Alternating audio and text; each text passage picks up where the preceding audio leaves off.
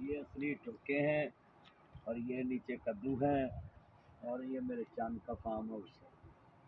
हाँ जी, हम मछली इंसान।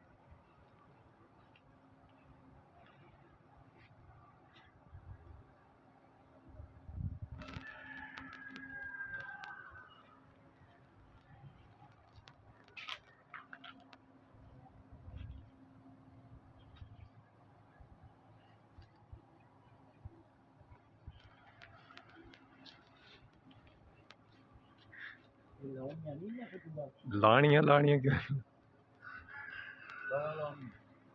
ਹੁਣ ਲਵਾ ਲੈਨੇ ਆਂਦੇ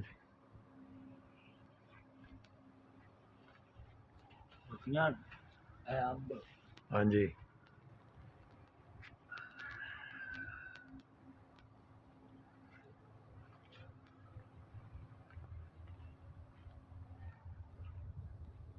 ठीक है।